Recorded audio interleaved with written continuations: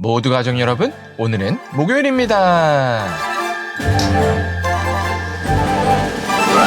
여러분이 생각하는 악인은 어떤 사람인가요? 칼을 든 강도인가요? 아니면 겉과 속이 다른 위선자인가요?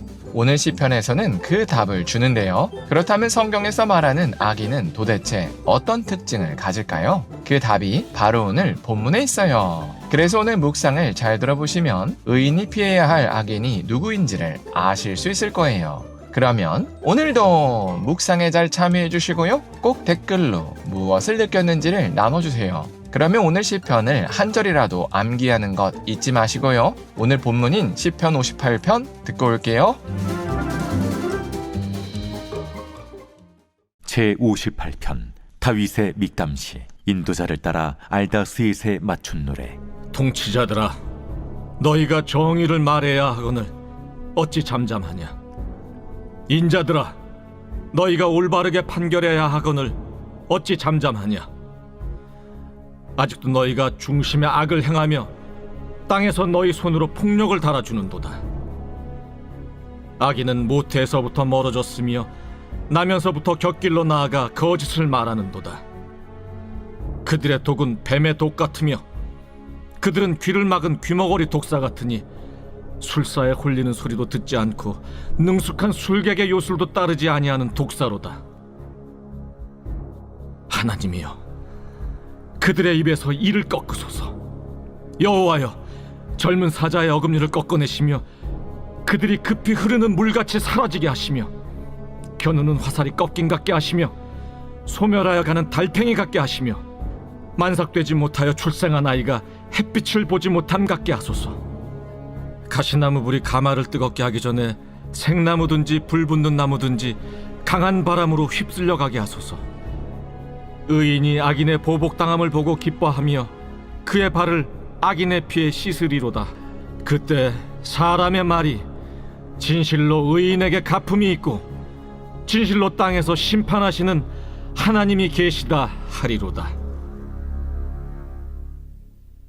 다윗은 정의롭지 않은 통치자들이 이 땅에 많은 것을 한탄했습니다. 그래서 오늘 시편을 지었습니다. 그래서 다윗은 1절에서 통치자들에게 정의를 말하지 않고 잠잠하냐며 책망했습니다. 그러면서 다윗은 통치자들 마음에 악이 있다고 고발했습니다. 그러면서 이런 사람들은 모태에서부터 진리와 멀어졌고 입에서는 뱀의 독처럼 악한 말을 쏟아낸다고 토로했습니다. 그래서 의인이 반드시 피해야 할 악인은 겉으로는 멀쩡하지만 속으로는 진리와 멀어진 채 악을 말과 행동으로 퍼뜨리는 사람입니다. 그래서 다윗은 하나님께 이들에 대한 강력한 심판을 요청했습니다. 그래서 악인이 하나님의 심판을 받아서 의인이 기뻐할 것이라고 다윗은 노래했습니다. 이처럼 오늘 시편은 악인이 어떤 사람인지 고발하며 하나님의 심판을 받아야 한다고 노래합니다. 그런데 문제는 오늘 시편이 말하는 악인의 모습이 사실은 우리에게도 있다는 사실입니다. 그래서 의인이 피해야 할 진짜 악인은 사실 예수님을 만나기 전 우리이기도 합니다.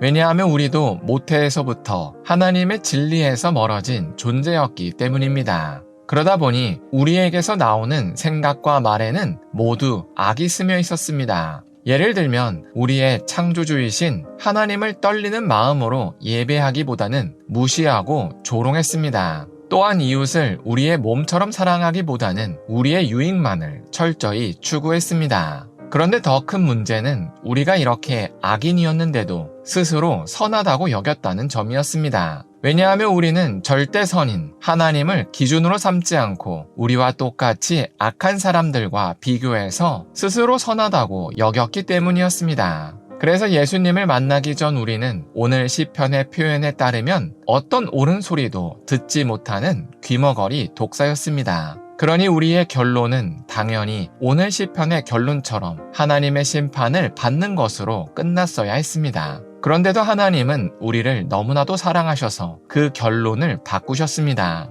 그래서 오늘 시편 10절처럼 악인이 당해야 할 심판을 우리에게 내리지 않으셨습니다. 그리고 우리가 담당해야 할 죄의 값을 당신의 유일한 아들인 예수님께 대신 물으셨습니다. 그래서 예수님을 십자가에 내어주셨습니다. 이게 바로 심판받을 자를 품으신 하나님의 사랑입니다. 그리고 이 사랑을 우리가 받았습니다. 그래서 우리는 오늘 시편의 악인들이 당할 하나님의 심판을 받지 않았습니다. 그리고 이 사실을 우리가 믿으면 이 믿음이 구원의 증표가 되어서 우리의 믿음대로 장차 올 심판의 날에 구원받습니다. 그래서 우리는 우리가 하나님께 받은 사랑대로 우리 옆에 있는 악인마저 사랑해야 합니다. 왜냐하면 하나님께서 우리가 악인이었을 때 이런 사랑을 주셨기 때문입니다. 물론 처음부터 이런 악인을 사랑하기는 쉽지 않습니다. 그러나 포기해서도 안 됩니다. 그래서 우리는 먼저 그 악인을 사랑하기 위해서 예수님의 말씀대로 박해하는 자를 위하여 기도하는 것을 첫 단추로 삼았으면 좋겠습니다. 그래서 우리가 오늘 하루를 살 때 하나님께 받은 사랑을 기억하여 사랑하기 어려운 사람도 사랑했으면 좋겠습니다.